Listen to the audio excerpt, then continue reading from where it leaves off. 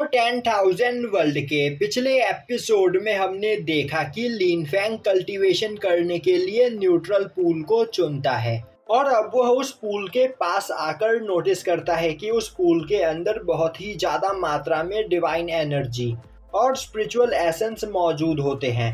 अब वह उस पूल के अंदर उतरता है और लिक्विड में लेटते हुए उस पूल की एनर्जी को अपने अंदर एब्जॉर्ब करने लगता है।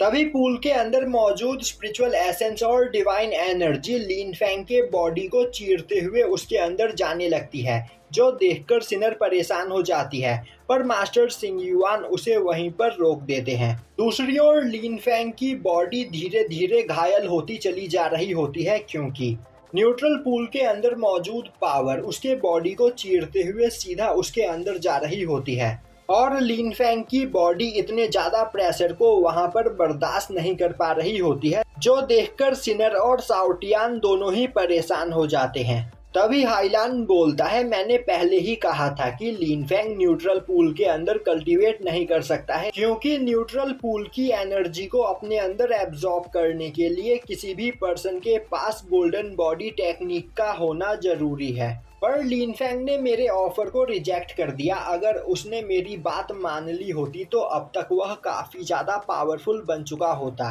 दूसरी ओर लिनफेंग सोच रहा होता है, अगर इसी तरह सब कुछ चलता रहा तो मेरा मरना तय है, और यह सोचते हुए वह सीधा गॉड्स के ग्रेवयार्ड में आ जाता है।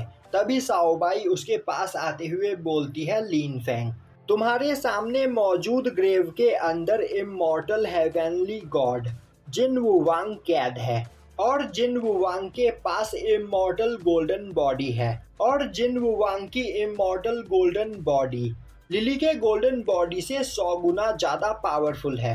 तो अगर तुम्हें वह मिल जाए तो तुम काफी ज्यादा पावरफुल बन सकते हो। पर जिन वुवांग अपने ग्रेव के अंदर हजारों सालों से सो रहा है, जिस वजह से उसकी एनर्जी धीरे धीरे रिकवर होने लगी है, तो उससे फाइट करके उसकी गोल्डन इमॉर्टल बॉडी को ले पाना बहुत ही ज्यादा मुश्किल होगा। तो क्या तुम इसके लिए तैयार हो? अब लिनफेंग उस ग्रेव के पास जाते हुए जिन वुवांग को नींद से जगाता है। तभी जिन वुवांग अपने ग्रेव से बाहर आते हुए बोलता है, एक दिन मैं गॉड्स के ग्रेवयार्ड से आजाद होऊंगा, जिसके बाद मैं बाहर मौजूद सभी गॉड्स और डीमंस को जान से मार दूंगा।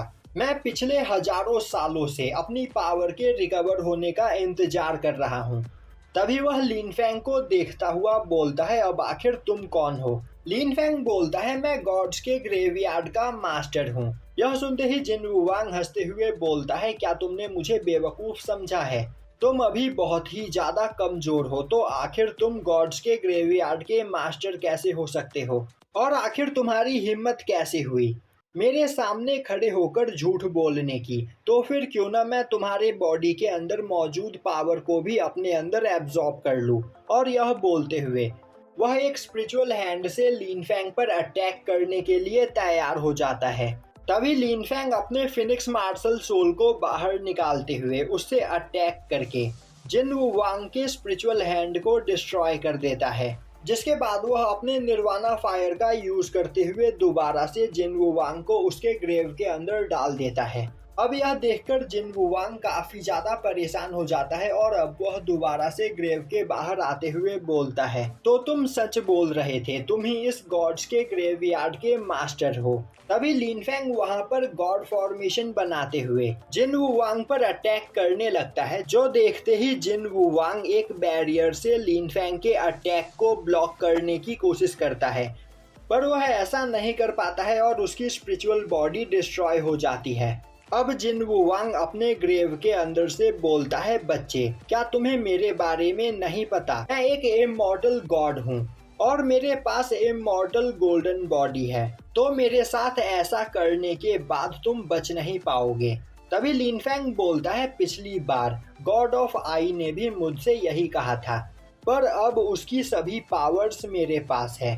तो क्या तुम चाहते हो कि मैं तुम्हारे ग्रेव को रिफाइन करके तुम्हारी पूरी पावर भी अपने अंदर एब्जॉर्ब कर लूं? और यह बोलते हुए वह उसके ग्रेव को रिफाइन करने लगता है। यह देखते ही जिन वुवांग डर जाता है और बोलता है, बच्चे, मेरी तुमसे कोई भी दुश्मनी नहीं है, तो आखिर तुम मेरे साथ यह क्यों कर रहे हो? लिन फेंग बोलता है, अगर तुम चाहो तो मैं तुम्हारे ग्रेव को रिफाइन नहीं करूंगा, पर इसके बदले तुम्हें अपनी इमॉर्टल गोल्डन बॉडी टेक्निक मुझे देनी पड़ेगी। यह सुनते ही जिन वुवांग गुस्से में बोलता है, बेवकूफ, क्या तुम्हें पता भी है कि इमॉर्टल गोल्डन बॉडी टेक्निक कितनी ज्यादा पावरफुल है? और मैं इकलौता गॉड हूँ जिसके पास इस तरह की खतरनाक टेक्निक है, तो मैं यह तुम्हें नहीं दे सकता हूँ।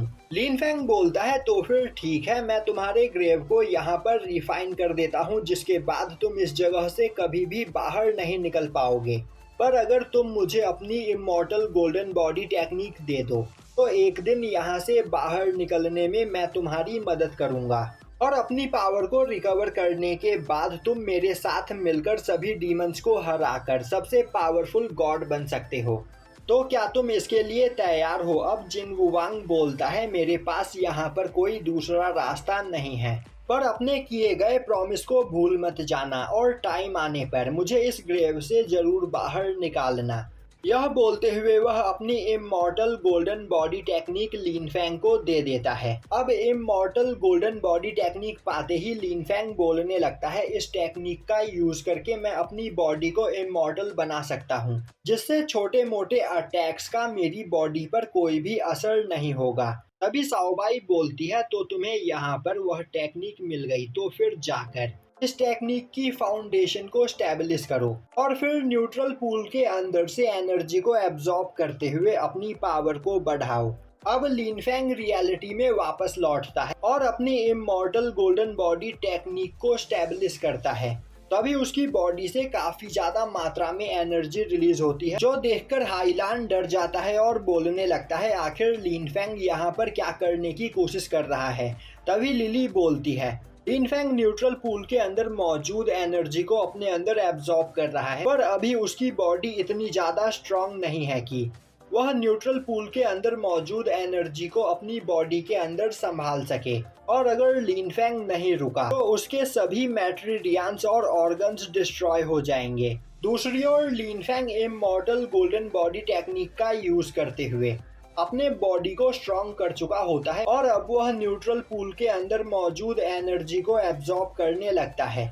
अब हमें फॉर्मेशन टेम्पल के बाहर जिचैन को उसके दोनों साथियों के साथ खड़ा दिखाया जाता है। वहीं वह लोग बोल रहे होते हैं, लिन फेंग को फॉर्मेशन टेम्पल के अंदर गए काफी टाइम हो गया है, पर अब तक फॉर्मेशन टेम्पल के अंदर से कोई भी बाहर नहीं आया है, तो आखिर वहां पर क्या चल रहा है। अब वह तीनों फॉर्मेशन टेम्पल के अंदर 2 सोल्जर्स को भेजते हैं। तभी वह सोल्जर देखते हैं कि टेम्पल के अंदर सभी एल्डर्स काफी ज्यादा घायल होते हैं, और उनमें से 3 की कल्टीवेशन भी डिस्ट्रॉय हो चुकी होती है।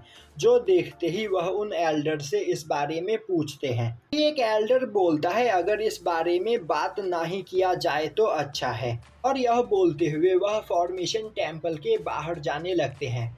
वहीं यह सब देखकर उन दोनों सोल्जर्स को कुछ भी समझ में नहीं आ रहा होता है, और यहीं पर यह एपिसोड खत्म हो जाता है।